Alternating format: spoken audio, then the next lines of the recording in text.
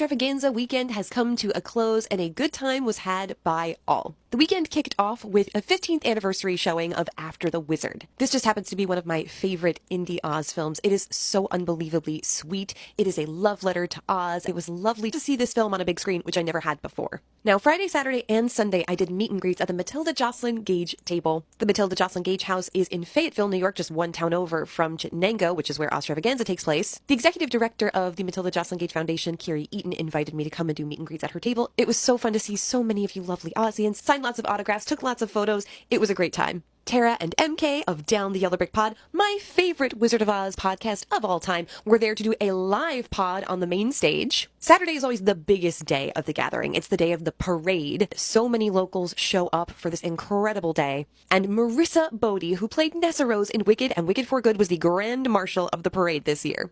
It was so delightful to see her. Later on that evening, she appeared at Chittenango High School to do a whole program. We weren't allowed to film any of that, but it was still lots of fun. There were, of course, many visits to the All Things Oz Museum. Sunday is always the chill day, the day we wind down. Dennis, the royal caricaturist of Oz, did a caricature of me as Dorothy and gave it to me as a gift. Thank you so much, Dennis. And Tara and MK wound down the event by doing a set of really fun Oz parody songs. Not a bad witch, not the one in a pink crown, crown, crown, crown.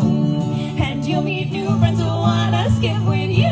Snatch that broomstick of the other witch too. It's a real life rainbow, real life rainbow. Don't be a witch, take the yellow brick road now. And the swag is always poppin' at Ozstravaganza. I brought home so many great treasures. Let me show you. The first purchase of the weekend was the brand new omnibus copy of Legends of Oz Wicked West by Tom Hutchinson. Larry King of Ultimate Oz Universe was also there, and he gifted me a special edition hard copy of Volume 1. I also got an early preview copy of Volume 2, Into the Outer Lands. Can't wait to talk to you more about this one. There was a whole table of antique books and vintage items from the early 20th century, and I got the other Wogglebug pin that I was missing, which includes the original advertisement on the back, which is so exciting. And last, but certainly not least, those of us who were lucky enough to catch Marissa Bodie in the evening program were gifted a card with her autograph. And it just so happens this is the last autograph I was missing from the main cast of the Wicked films. But my favorite part of Ozstravaganza is always gathering with like-minded superfans like myself who love Oz as much as I do. Big thanks again to Kiri Eaton and all the folks at the Matilda Jocelyn Gage house